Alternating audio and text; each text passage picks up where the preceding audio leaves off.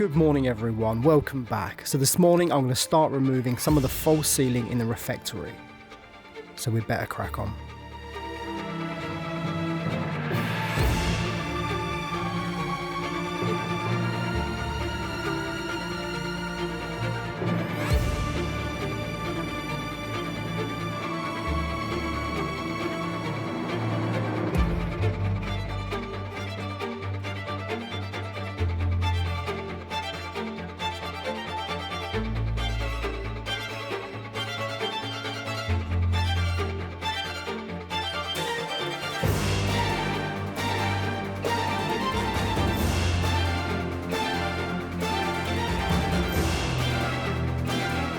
So all of the rubble and plasterboard is proving to be incredibly difficult, especially when I'm trying to drive over it with a lift. So what I've constructed here is what I would call a rubble plow.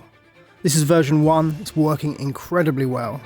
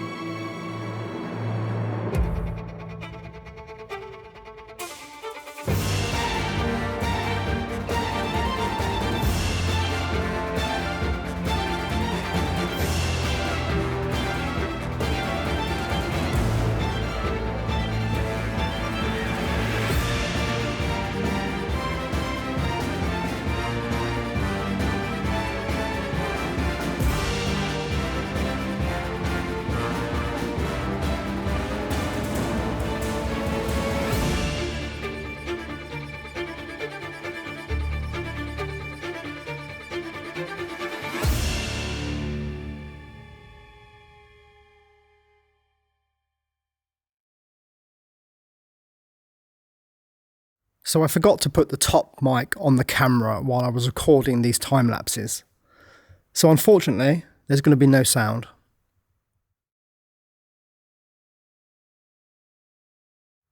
Only joking, I'll just play some more music. Very unconventional of my editing, but we'll just crack on.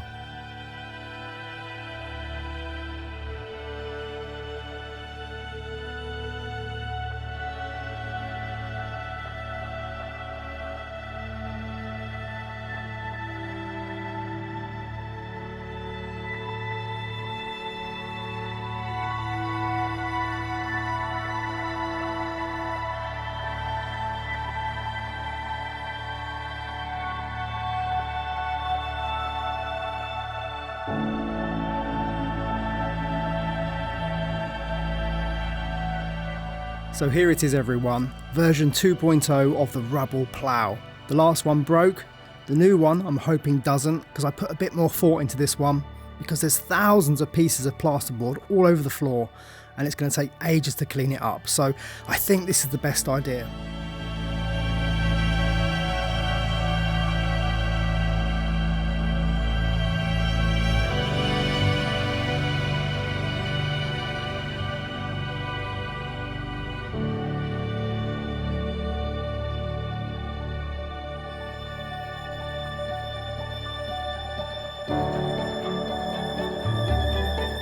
Unfortunately, version 2.0 has just broken. But never give up everyone, tomorrow I'm going to make a version 3.0 and it's going to be the best one yet.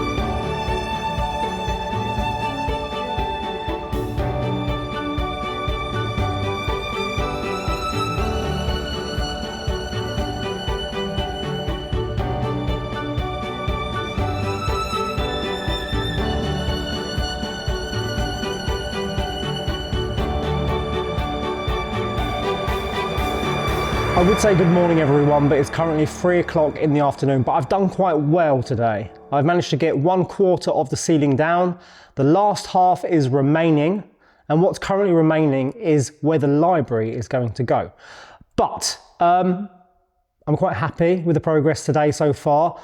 I think I've probably brought down 30 sheets of plasterboard, and that's a lot of weight, including the timber as well, and all the noggins and things like that.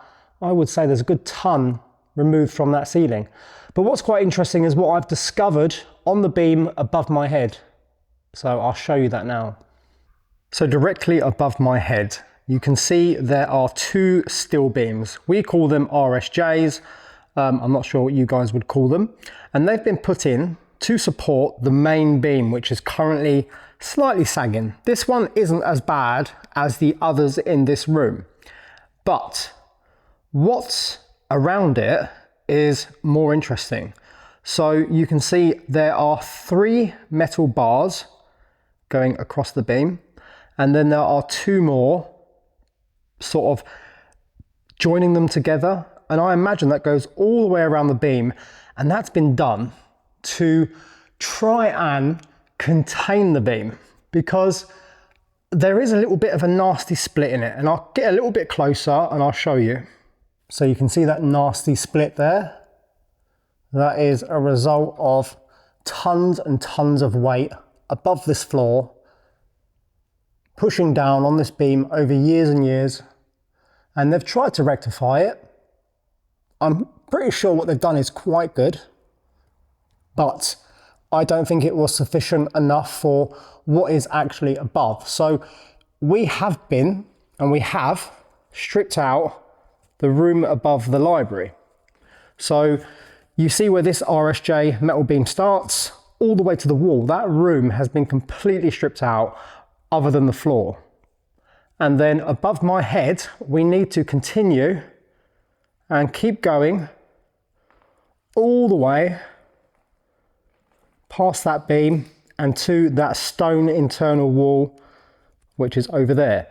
This wall is coming out, this beam is sagging, but removing the weight, all of the concrete, tons and tons of infill and oak partitions will release the weight off these beams because it's just too much for them.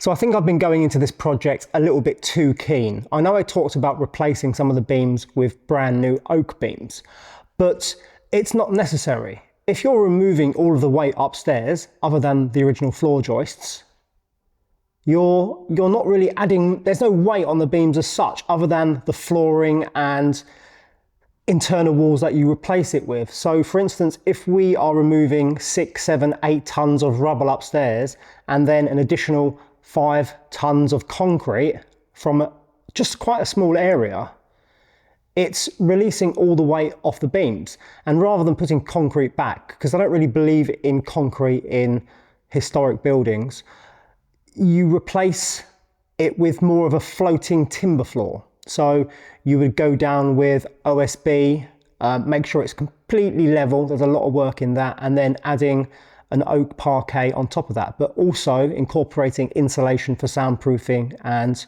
for, you know, just to make the building more efficient for heating and things like that. Concrete is great, but not inside old buildings. So yeah, I just thought I'd mention that. These saggy beams, I think we can save them. I mean, this one to my right is currently smiling at me. The one to the left isn't so smiling. It's quite straight, really. The one over there is very, very happy. So that room is going to be the library. The beam that is sagging, well, actually, it's not that bad. It's probably the best one in this room. That beam doesn't matter because we're going to have an internal wall directly below it, which can support it, which is absolutely fine. This half, from where the beam starts all the way through, which are these 3 windows, is exactly the same size as the kitchen, is going to be the dining room. which is a great space. It can be used for many different things. So that wall is going to come out, that internal timber wall, making it about 75 square meters. The library is about 55 to 60 square meters. So this room in total is like 110, 120 square meters. So it's a huge refectory. And that wall isn't original. It used to be one huge room. This paneling isn't original. That has been added, probably in the 1900s. It's pine, it's nice. It can be reused elsewhere, maybe in a hallway or a bedroom. It's fantastic. So we're going to save that, or at least save as much as we can, because over here it has suffered from damp over the years. But yeah, makes sense to me.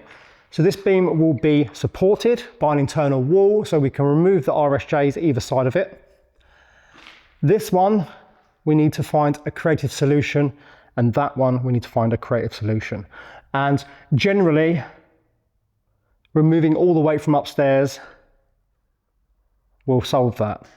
Maybe some additional structural things as well. But yeah, we can save them beams, I think. I'm lazy and I don't want to put my camera on the tripod because it's time to go home. And unfortunately, I'm not going to have enough time to catch up with Rick and Yanis today, so I'll do that tomorrow. So thanks for watching, everyone. We're continuing with the ceiling removal again tomorrow. I believe Ryan is popping in. He's spending the weekend with me, so we'll be doing some interesting things. So thanks for watching, everyone, and I'll see you all tomorrow.